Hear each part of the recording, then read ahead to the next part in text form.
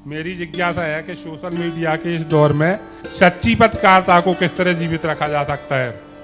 समाज के प्रति पत्रकारों की क्या जिम्मेदारी होना चाहिए और पत्रकारों के प्रति समाज की क्या जिम्मेदारी हो जाना चाहिए, क्योंकि दोनों एक दूसरे के पूरक हैं। और दूसरा सवाल है मेरा कि जैन समाज में अभी भी मीडिया का कोई स्ट्रॉन्ग सिस्टम नहीं है, ना ही कोई प्लानिंग देखी जाती है। घटना दुर्घटना होने के बाद हमेशा यह बात उठती है कि उनकी बात मीडिया ने अच्छे से नहीं उठाई। इसके लिए क्या करना चाहिए ताकि हमारे पास मीडिया मैनेजमेंट का स्ट्रॉन्ग सिस्टम हो, क्योंकि आज का समय मीडिया का है। मीडिया जो है समाज और राष्ट्र का एक दर्पण है। मीडिया एक इतनी जिम्मेवार वस्तु है।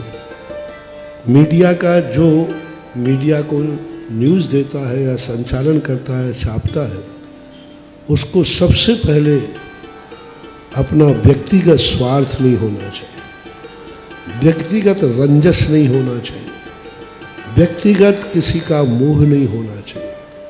जैसे हम साधु लोग जब उपदेश देते हैं, हमारे लिए उपदेश में हमारे मन में ये भाव नहीं आना चाहिए कि मुझे किससे द्वेष है, किससे राग। मैंने कल ही कहा था, जो समाज के किसी कर्णधार कार्य पर नियुक्त होते हैं उनको सूर्य के समान होना चाहिए। सूर्य प्रकाश देते समय ये नहीं सोचता है कि हमें पूछता है या नहीं पूछता है। सूर्य प्रकाश उस दरवाजे पे भी जाता है जो उसको नहीं पूछता है, उसको भी देता है जो पूछता है। सूर्य प्रकाश देते समय ये नहीं पूछता है कि हम उसी को जो प्रकाश देंगे जो सूर्य नारायण मान के पूछता है, लेकिन सूर्य उसको भी प्रकाश देता है कि नहीं जो सूर्य को नहीं पूछता है। तो सूर्य के समान जितने भी लोग, हम आप जितने भी हैं, सामाजिक दायित्व जिनके ऊपर है, उनको पहले सूर्य के समान नेचर होना चाहिए। हमारा दुश्मन भी है, यदि उसकी बात भी हमने छापना है तो हम वही सत्य छापेंगे जो सत्य है। हम व्यक्तिगत सामाजिक रंजसों से परे होंगे, क्योंकि हम समाज के कर्णधार हैं, हम समाज के दर्पण हैं, हम राष्ट्र के दर्पण हैं। हम कभी रागात्मक कोई वस्तु, किसी से राग है तो हम उस बात को छुपा करके नहीं छापेंगे, क्योंकि हम दर्पण हैं। हमारी बात को हमें अकेले नहीं पढ़ना है, वह कई बार सारा जगत पड़ेगा, सारी दुनिया पड़ेगा। तो हमें एक सूरज के समान जगत में व्यवहार करना चाहिए। यदि ये व्यवहार हमारा हो गया तो हमारी मीडिया की छवि वो बनेगी जो एक भगवान की छवि होती है, भगवान के संदेश की छवि होती है। जैसे भगवानों का संदेश शास्त्र बन जाता है, भगवानों का संदेश शास्त्र बन जाता है, उसमें अच्छी बातें भी लिखी है। भगवानों के संदेशों में श्री राम की ही कथा लिखी है कि रावण की भी? रावण की भी लिखी है, राम की भी लिखी है। अब रावण की कथा को भी, राम की कथा को भी, दोनों को लोग पढ़ करके आज अपन ने राम को नहीं देखा है, रावण को नहीं देखा है, लेकिन रामायण पढ़ करके अपना निर्णय है कि रावण ऐसा था और राम ऐसे थे। आज हजारों साल के बाद भी हम राम रावण की कथा को सत्य मान रहे कि असत्य? कितने साल हो गए? लाखों साल। किस पर विश्वास है? राम पे नहीं, रावण पे नहीं, लिखने वाले पे।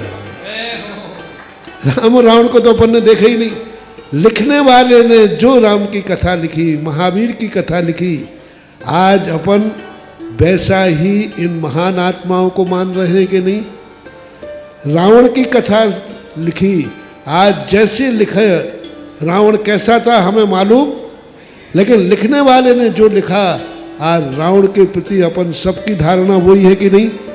तो बस लेखक इतना प्रमाणिक होना चाहिए कि हजारों साल बाद कहें को सूरज पश्चिम से उग सकता है, लेकिन फलाने व्यक्ति की लेखनी में जो लिखा है वो अन्यथा नहीं हो सकता। वो जैसा लिखा है ऐसा ही है, कोई कितना भी कर ले। बोले वो इतना दावा कर देगा सूर्य कभी पश्चिम से उगेगा नहीं, फिर भी सूर्य पश्चिम से उग सकता है, लेकिन फलाने व्यक्ति ने कलम चलाई है, उसकी कलम से लिखा हुआ वाक्य कभी अन्यथा।